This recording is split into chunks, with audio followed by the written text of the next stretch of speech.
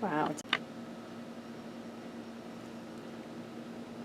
Okay, so here's the boot after I painted it, and I just taped the boot topper to it in hopes that I could get it positioned well, and this where it looks a little high to me, if I bend down, the boot topper won't hit too low, so I think this is a good height, and I'm going to cut the boot and start working on it. Okay, so I am starting to work on the boots. Actually, I've got a little ways in, but I thought I would do an update. These are all set and painted. Tom painted them, and they're ready to go.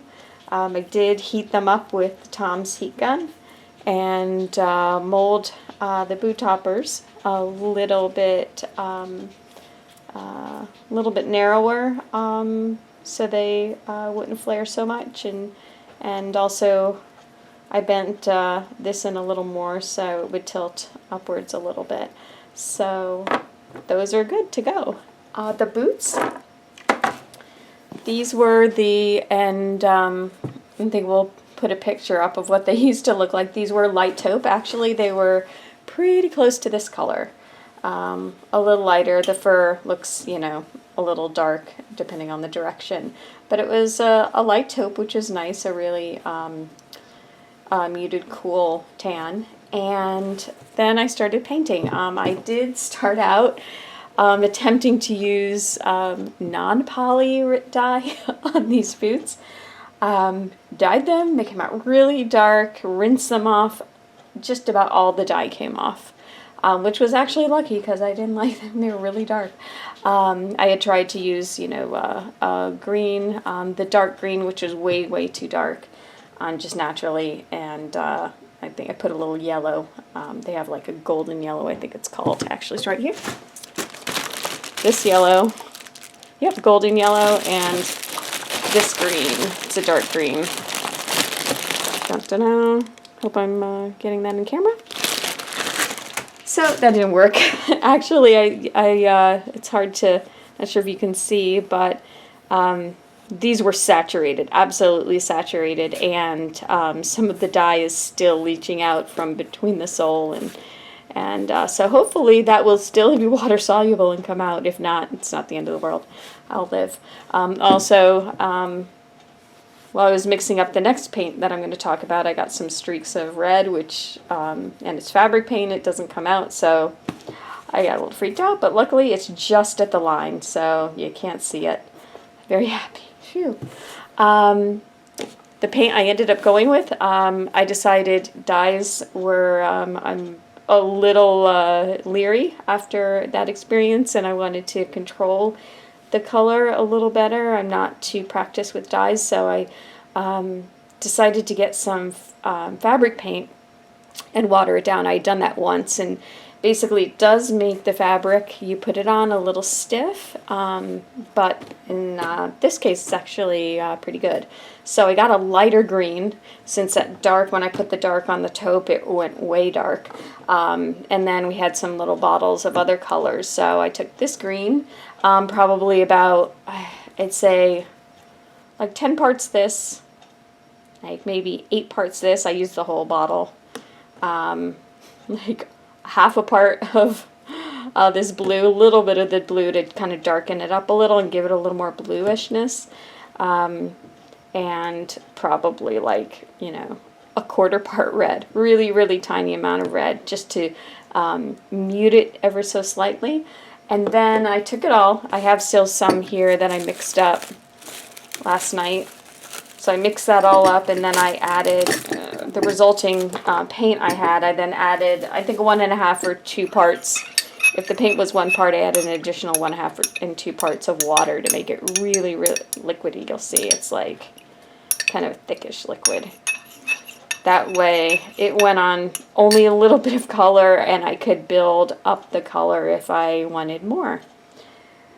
Good, I made it so liquidy because I did 1 coat and I was happy. So this is what I ended up with. I just basically took a sponge, dipped it in there, and brushed it on, and just kind of feathered it as I went. So when I It was pretty wet. I kind of dabbed it on and then worked it out and feathered the edges, so hopefully it would blend fairly well. I didn't mind if it had a roughish look, and not being much of a perfectionist because time is wasting. So brushed it on, dried it. Luckily I have a shoe dryer. I put them on the shoe dryer, and this morning this is how they were. So they're a little stiffer than they were, which will really help, I think, keep them up. I do have boning to put in. A lot of people recommended that, so I'm going to do that. And I love the color. I'm not sure what it will look like to you, but it was a light taupe. It's now kind of like a medium-ish.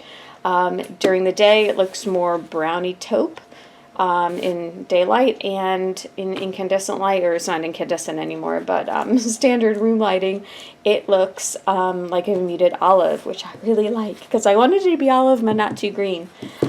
So that is where we are. And then basically I just, I'm going to take this away before I,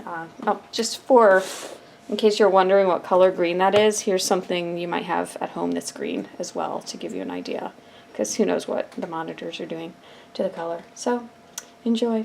Palm olive. You know, your hands don't get too dry while you do the dishes.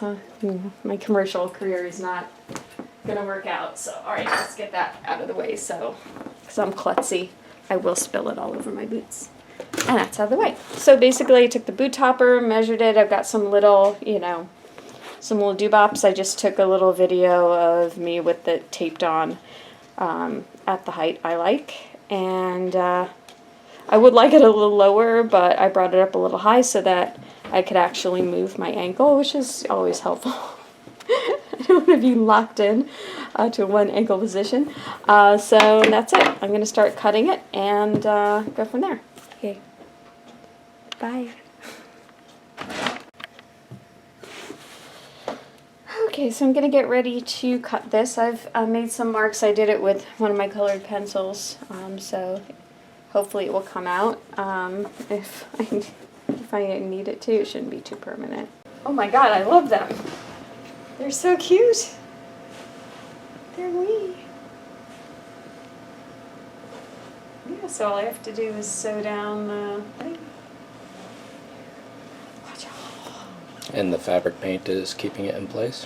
Well, I think the fabric paint makes it a little stiffer. However, the two attachment points here and here on the, let me get the other boot.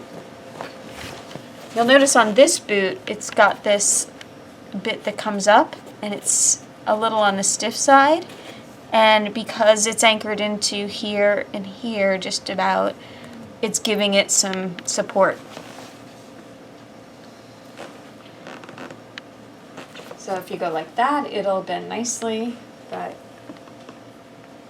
like that. If I really wanted a lot of range of motion, I bring it up a little higher, but I like the way it looks like this. Oh my god.